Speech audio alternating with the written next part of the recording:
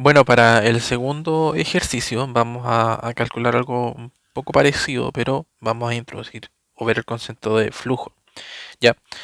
Entonces, nos dice el ejercicio calcular el flujo saliente a través de la superficie S del campo vectorial f de x, perdón, f de x, y, z, igual a zi más zj tongo más 1 menos x tongo.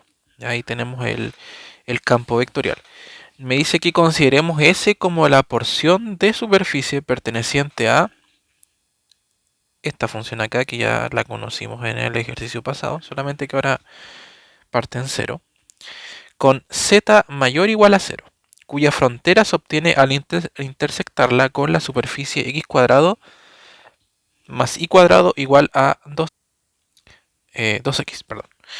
Entonces, parece un tanto complicado verlo en un comienzo porque tenemos un montón de ecuaciones, pero todo se reduce a, primeramente, conocer el esboce del problema, ¿ya? Entonces, vamos yo aquí hice un dibujo a super mano alzada, muy rápidamente, pero para más o menos entender eh, cómo se comporta la curva S, o sea, perdón, la superficie S, que es la que me piden acá.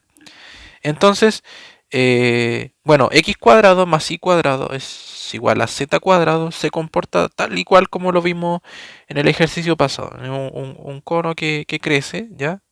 Crece así y se mueve así, ¿no es cierto? Va y también crece para este lado.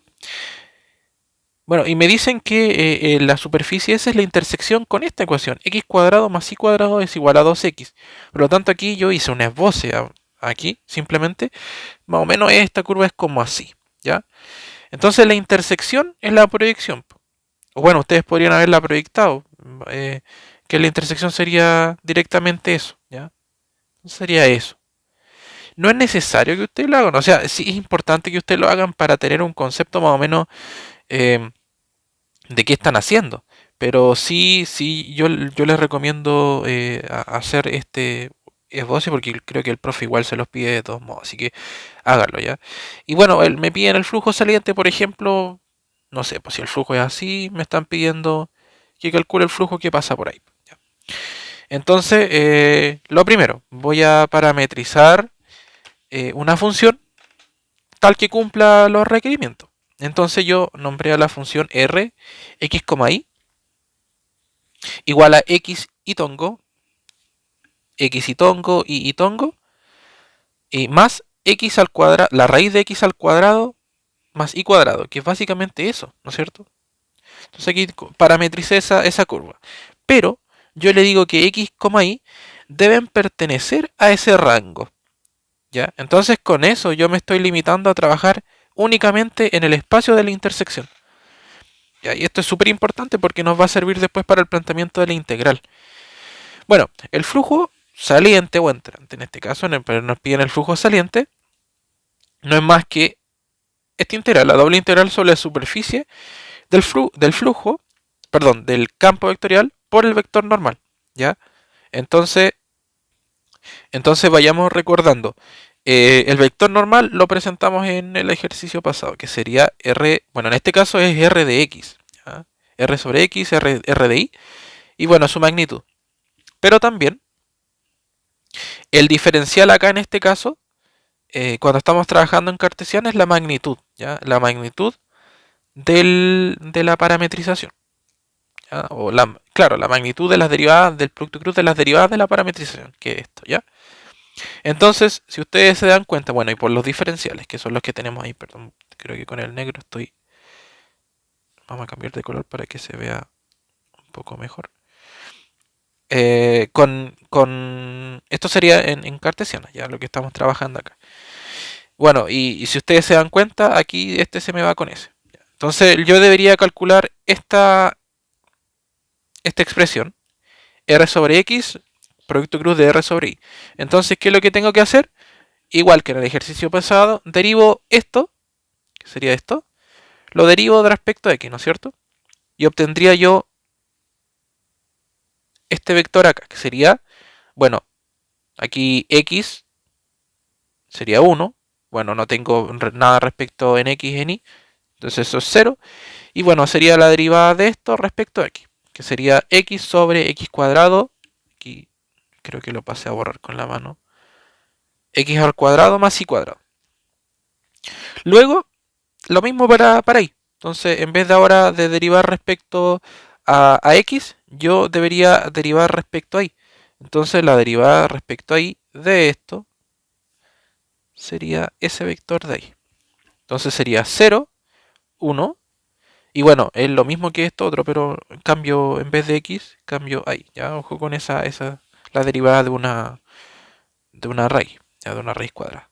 Por lo tanto, si ustedes hacen acá resuelven este sistema acá, que ya lo hemos hecho hartas veces, yo llego a que r de x cruz r de y es la siguiente expresión. Menos x sobre la raíz de x cuadrado más y cuadrado y tongo, menos y j tongo, la raíz de x cuadrado más y cuadrado más k tongo. ¿Ya? Esto sale de, de básicamente lo que yo hice aquí, acá arriba. ¿Ya? Entonces, vamos a continuar con el ejercicio. Entonces, habíamos dicho que el flujo, acá en esta parte de acá, perdón, me fui al otro ejercicio, el flujo no es más que nada la doble integral sobre la superficie. En este caso habíamos dicho que la superficie iba a estar limitada por esa expresión. X cuadrado más y cuadrado menor o igual a 2x. ¿Ya? Entonces, bueno, aquí vendría, esto es textualmente f, y esto es textualmente r de x cruz, esta es la x más grande, r de y. Simplemente llegar y reemplazar. Entonces, bueno, haciendo ese producto punto, ustedes van a llegar a esto, que básicamente sería la doble integral de x cuadrado, perdón, de 1 menos y por dy en dx. Y ojo, sobre esta superficie. Entonces aquí viene, no sé si un truco, pero algo que les pueda servir, que es súper importante que lo sepan, es que yo ahora a ciencia cierta no conozco mucho eso, pero sí, como lo hemos hecho hace mucho tiempo, es mucho más fácil a veces pasar de cartesianas a polares. Entonces, ¿qué hice yo? Bueno, yo dije que x, y aquí no lo puse, pero puse los límites, pero lo voy a poner acá. Yo dije que x es igual a r coseno, e y es igual a r seno. Por lo tanto, yo voy a llegar a esa expresión, que r cuadrado tiene que ser menor o igual a 2r coseno de teta. Entonces, r medios siempre tiene que ser igual a coseno de teta. Y esto se cumple si yo quiero, a ver, el radio nunca puede ser negativo, obviamente, ¿ya? Entonces no puede haber radio negativo.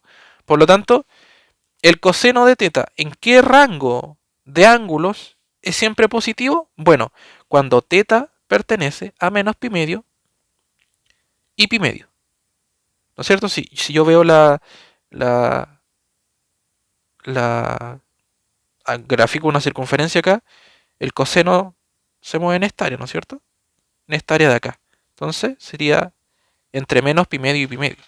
¿Ya? Y de hecho, si ustedes grafican la forma de onda del coseno, la forma de onda del coseno, vamos a suponer de que parte acá, la forma de onda del coseno es como así.